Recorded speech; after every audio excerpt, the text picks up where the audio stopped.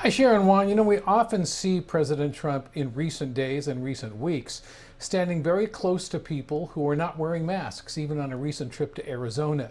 And when asked if he's being reckless, the president says no, because we have a lot of testing. People are regularly tested around me. Well, it appears, as of today, that may not be enough. The coronavirus is hitting close to home in the White House today. The invisible enemy, as the president likes to call it, has invaded the president's home. I've had very little personal contact with this gentleman. Know who he is, good person, but I've had very little contact. The president is talking about one of his valets who tested positive, an active member of the Navy who does all kinds of things around the White House, including laying out the president's clothes and serving the president's meals. Valets, who've not always been wearing masks, are typically assigned to the White House, while some travel with the president. Both President Trump and Vice President Pence are now being tested every day instead of just once a week. In fact, I had one yesterday and I had one today, and it's negative. Mike just had a test and it's negative. But if the president and the valet came within 6 feet of each other, he should quarantine, according to CBS News contributor and USC professor Dr. David Aide. But what you're worried about is that valet, when they're breathing or talking, can actually expel droplets. Those droplets can stay in the air for a period of time, and the president could have inhaled them. Tonight, the Associated Press reports the White House tried to bury this document created by the CDC's top disease investigators to provide guidance on how states can safely reopen everything from parks and restaurants to daycares and churches.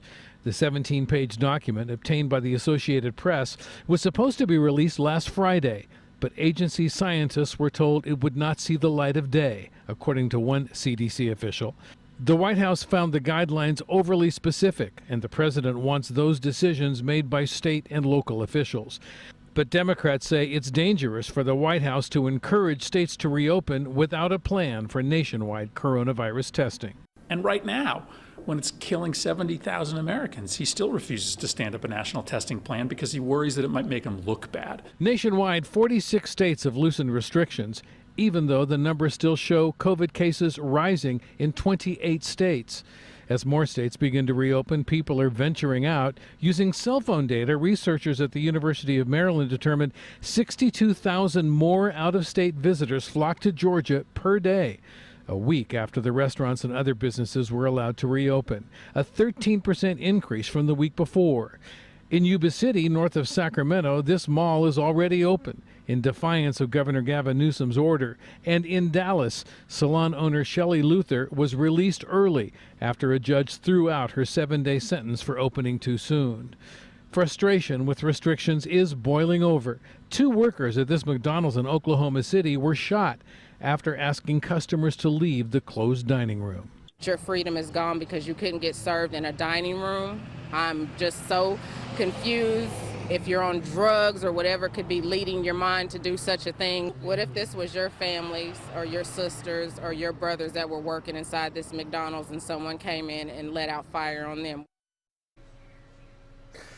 Oklahoma City police say they did identify a potential gunman, someone just a few blocks away, identified as only a 32-year-old woman. Let's go back to you. All right, Randy, thank you.